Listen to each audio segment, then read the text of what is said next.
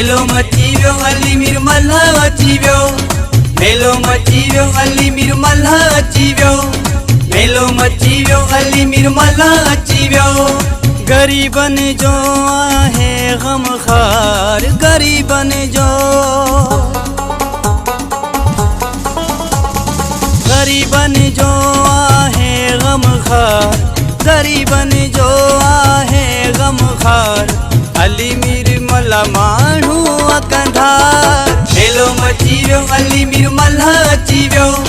मेलो मची वियो अली मीर मल्हा अची वियो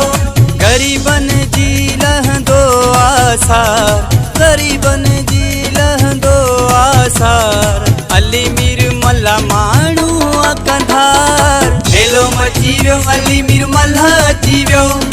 मेलो मची वियो अली मीर मल्हा अची वियो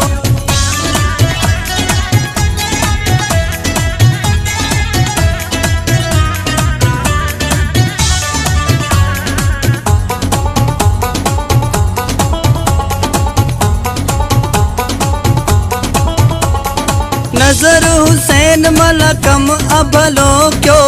गुलाम मोहम्मद मल्हा साथ उन जो ॾिनो गुलाम हुसैन मीर भर पार्टी जो शाना सजाद मल्हा कयो अॼु इंतजाम मल्हा क़ौम सॼीअ के गॾिया कयो मल्हा क़ौम सॼीअ के गॾिया कयो अमीरुल बहर जो चेयरमैन अची वियो असांजी 5वीं सालगिरह है असांजी अमीर बहर जेकी आहे उन जो असां जेको बुनियाद हो वजूद जेको हो सो 16 अगस्त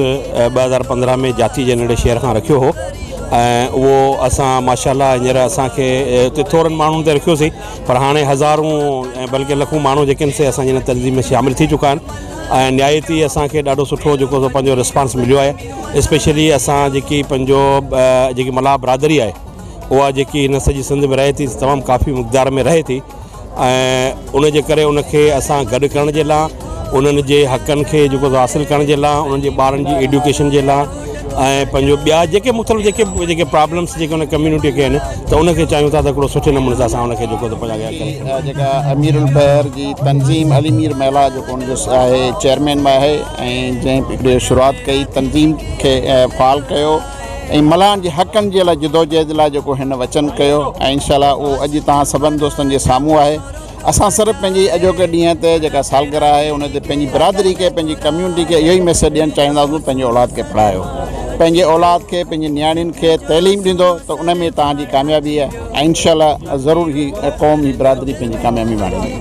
अमीरुल बहर आहे उन में असांजो जेको बानी आहे हिन ऑर्गनाइज़ेशन जो त अली मीर मल्हा साहब हिन कींजर खां कारूंजर ताईं हिकिड़ी स्ट्रगल हलाई आहे हिकिड़ी जेका तहरीक हलाई अथसि त मल्हानि जेके बि सिंध जा मल्हा आहिनि माण्हू आहिनि उन सभिनी खे इकठो कयो आहे न सिर्फ़ु इकठो कयो आहे बल्कि उन में तालीम जे हवाले सां हिकिड़ो मैसेज ॾिनो आहे त वधि में वधि उहो पंहिंजा ॿार बि पढ़ाइनि ऐं हिकिड़ो ज़हनी शऊर माण्हुनि में पैदा कयो आहे त हू माण्हू हाणे ग़ुलाम कोन रहिया आहिनि बल्कि हिकिड़ा आज़ाद क़ौम जी हैसियत सां हू सिंध जा जेके आहिनि उहे बाशिंदा आहिनि ऐं क़दीमी ज़ात जेका आहे उहा अमीर बहर आहे सो इन करे हीअ जेका जिदोजहद आहे उनजी उनखे असीं सलाम पेश करियूं था ऐं तमामु घणी असांखे ख़ुशी थी आहे त हिन 5 सालनि जे अंदरि हुन एतिरी त अवेयरनेस ॾिनी आहे माण्हुनि में जो हर माण्हू जेको आहे उहो